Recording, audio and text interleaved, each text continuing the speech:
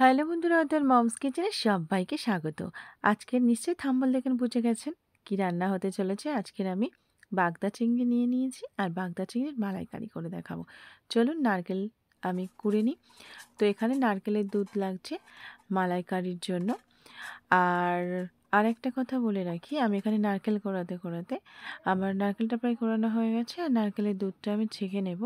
অনেকের হঠাৎ চিংড়ি মাছের মালাইকারি খেতে ইচ্ছে করলো আর নারকেল নেই, তো তা বলে তারা খাবে না। তার জন্যে আমি অবশ্যই বলে দেব নারকেল ছাড়া কিভাবে চিংড়ি মাছের মালাইকারি করবেন। তো সেটা দেখতে হলে ভিডিওটা কিন্তু লাস্ট পর্যন্ত দেখতে হবে বন্ধুরা, এটা আমার অনুরোধ রইল। আমি দুধটা ছেঁকে নিচ্ছি। অনেকে পুঁটলি করে কাপড়ের মধ্যে দিয়ে ছাঁকতে পারেন, কেউ মিক্সিতে বা শিলে বাটতে পারেন। আমি এখানে আদা বাটা নিয়ে নিয়েছি আর নিয়ে নিয়েছি স্বাদ অনুযায়ী লবণ, চিনি, হলুদ গুঁড়ো, দুটো মাঝারি সাইজের পেঁয়াজ বেটে নিয়েছি। এখানে একটু আমুল দুধ আমি নিয়েছি 1 বাটি, আর নিয়েছি নারকেলের দুধ আর দুটো কাঁচা লঙ্কা। নারকেলের দুধটা আমি পরে ছেঁকে নিয়েছি আর চিংড়িগুলো আমি রেডি করে নিয়েছি। আর এর মধ্যে আমি নতুন নারকেল কাঠি আমি এর মধ্যে দিয়ে দিয়েছি, কারণ চিংড়িগুলো গুলিয়ে যাবে, সেই জন্য দিয়ে দিয়েছি। আপনাদের কাছে টুথপিক থাকলে অবশ্যই টুথপিক দেবেন। আর নুন হলুদ দিয়ে মাখিয়ে এটা ভাজার জন্য রেডি করবো। চলুন, প্যান ওদিকে গরম হয়ে গেছে আর আমি এখানে 2 পলা তেল দিয়ে দিলাম আর চিংড়ি মাছগুলো এবার দিয়ে দিচ্ছি। ভাজতে ভাজতে গল্প হবে। আর জানেন তো, আমার বড়বাবু বলে দিয়েছে বেশি বেশি তেল দেবে না, যেখানে তেলের প্রয়োজন নেই তেল দেবে না, মানুষকে অল্প তেলে রান্না করবে। আর যাতে মানুষ সুস্থ স্বাভাবিক থাকে, স্বাস্থ্যের পক্ষে মনোযোগ দেয়, সেটা অবশ্যই অবশ্যই বলে দেবে। তো আমি এখানে চিংড়িগুলো ভাজবো আর একটু তেল দেব, কারণ আমি ওই একই তেলে রান্না করে নেব আর তেল দেবো না। তো আমি আর একটু তেল দিয়ে দিচ্ছি, আমি দিয়ে দিলাম। আর এবার আমি এটা ভেজে নেব, আস্তে আস্তে লাল লাল করে ভাজবো। আর বন্ধুরা, অনেকে মনে করেন যে ছোট চিংড়ি আমি মালাইকারি কী করে করব। কোনো ব্যাপার নয়, এরকম প্রসেসে একদম সহজভাবে আমি যেটা দেখাচ্ছি, সহজভাবে এইরকমভাবে আপনারা মালাইকারি করে খেতে পারেন।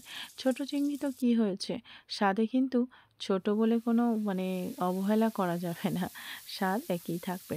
আমি এখানে দিয়ে দিচ্ছি এই তেলে, আর তেল দেব না। আমি এখানে পেঁয়াজ আর কাঁচা লঙ্কাটা দিয়ে দিচ্ছি, তার সঙ্গে লবণ আর একটু হলুদ দিয়ে আমি পেঁয়াজ বাটাকে কষে নেব। তো আপনারা চাইলে খুব একটা বাটতে হবে না, থেতলে নিলে হয়ে যাবে। একটু থেতে খুব মিহি করার দরকার নেই পেঁয়াজটা। দেখতে পাচ্ছেন আমি খুব মিহি করিনি, তো আপনারা এইভাবেই করে নেবেন। আর একদম সহজভাবে আমি আপনাদের দেখানোর চেষ্টা করছি। আমি সবসময় চেষ্টা করি একদম সহজভাবে করতে, তো এইভাবে করবেন। আমি এখানে রসুনের ব্যবহারও করিনি, আপনারা চাইলে করতে পারেন। আবার এখানে মশলার অনেকটা হেভি মশলা হয়ে যাবে বলে আমি রসুনের ব্যবহার করিনি। তো আমি বারবার বলছি যে স্বাস্থ্যের জন্য আমি এই জিনিসটাই করছি। চাইছি যতটা করতে পারি, হয়তো পুরোপুরি করতে পারবো না, যতটা করতে পারি তেল মশলা কম দেওয়ার চেষ্টা করছি। তো বন্ধুরা, আমি আর একটু কষিয়ে নেব, নিয়ে আমি আদাটা দেব, কারণ ভাজা বাটা পেঁয়াজটা না একটু হতে দেরি হয়। তো আমার হয়ে গেছে, আমি শুকনো হয়ে গেছে বলে আর একটু তেল দিলাম। ভেবেছিলাম দেবো না, কিন্তু ভাবছি যে আদাটা না ভাজলে আদার কাঁচা গন্ধটা রয়ে যাবে। তো আমি এবার দিয়ে দিলাম, দিয়ে আমি আদাটা কষিয়ে নেব। 2 চামচ মতো আদা দিয়ে দিলাম, দিয়ে আমি একটু হলুদ দিয়ে কষাবো, কারণ হলুদটা একেবারে দিয়ে দেবো এবার তেলের উপরে কষিয়ে নেব।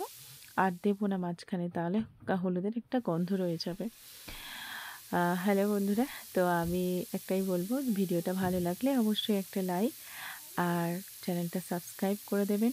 আর পাশে থাকা বেল আইকনটি অবশ্যই ক্লিক করে রাখবেন, কারণ নতুন যদি ভিডিও কোনো আপলোড দিই সবার আগে আপনাদের কাছে চলে যাবে। তো বন্ধুরা, এইভাবে আমি কষিয়ে নিচ্ছি। আর ভালো কথা, আমি যেটা বলেছিলাম, এবার আমি নারকেল ছাড়া কিভাবে মালাইকারি করব, আমি এখন নারকেলের দুধটা দিয়ে দিতে আমি গল্পটা করব। তো আমি এবার এইভাবেই কষিয়ে নেব, মশলাটা মিক্সড করে আমি ভাজা চিংড়িটা দিয়ে দেব। আর আমি নারকেলের দুধ সবসময় তো নারকেল থাকে না ঘরে, তো হঠাৎ একদিন চিংড়ি মাছের মালাইকারি খাওয়ার ইচ্ছে হলো, বাড়িতেও সবাই বলছে। আমি নারকেল ছাড়া, নারকেলের দুধ ছাড়া আমুল দুধ দিয়ে, গুঁড়ো আমুল দুধ দিয়ে করলাম যখন, সত্যি বলছি একদম বোঝা যায়নি যে নারকেলের দুধ এখানে পড়েনি। এত দারুণ টেস্ট হয়েছে চিংড়ি মাছের। এবার আমি আমার আমল দুধ যেটা গুলে রেখেছিলাম সেটা আমি দিয়ে দিচ্ছি। আর যেহেতু নারকেলের দুধের বাটিটা বেশ গাঢ় মানে রয়ে গেছে, আমি একটু জল দিয়ে মানে ধুয়ে দিয়ে দেবো, এই আর কি, আর অন্য কিছু না। তো আমি একটু ধুয়ে জলটা দিয়ে দিচ্ছি, দিয়ে আমি ফুটে উঠলে আমি একটু ঢাকা দিয়ে দেবো 4 মিনিটের জন্য, 4 থেকে 5 মিনিটের জন্য একদম লো মিডিয়াম আছে ঢাকা দিয়ে দেবো। তো আমি বলছিলাম যেটা সত্যি খুব ভালো লেগেছিল, কেউ বুঝতে পারেনি আমি নারকেলের দুধ ইউজ করিনি। তো বন্ধুরা, আরেকটা কথা বলবো, আমি কিছুদিন আগে একটা বিয়েবাড়ি গেছিলাম, সেখানে দেখলাম চিংড়ি মাছের মালাইকারি হয়েছে, কিন্তু চিংড়ির মাথাটা কাঁচা, ভিতরটাও ভীষণ শক্ত। মানে আমার বাচ্চাটা তো খেতে পারেনি, আমার মানে মাথাটা ভাঙতে কেমন একটা হলো, কাঁচা একটা গন্ধ। তো আমি বলবো তার জন্যে, যাতে সেটা না হয়, তার জন্যে এটাকে একদম মিডিয়াম লো আঁচে করে দিয়ে না 5 থেকে 6 মিনিট একটু ঢাকা দিয়ে রাখুন, মাঝে একটু উল্টে দিন, দারুণ টেস্ট হবে। আমি এখানে চিনি দিয়ে দিচ্ছি ছোটো চামচে 3 চামচ। আপনারা চাইলে একটু চিনিটা কমিয়ে দিতে পারেন, বেশি বাড়ানোর দরকার নেই, কারণ চিনিও কিন্তু স্বাস্থ্যের পক্ষে অতিরিক্ত ক্ষতিকারক। সব থেকে যদি বেশি ক্ষতিকারক হয়, মানে মশলা আর চিনিটা কিন্তু খুব ক্ষতিকারক, সত্যি বলছি। আর এই জন্য আমি চিনিটা কিন্তু কিছু করার নেই, হ্যাঁ, এই জিনিসটা একটু মিষ্টি মিষ্টি হয়। তো বন্ধুরা, অবশ্যই বাড়িতে বানান এরকম হালকাভাবে। আর আমি ঢাকা দিয়ে রাখছি, আর 2 মিনিটের মধ্যে আমি সার্ভ করে দেব।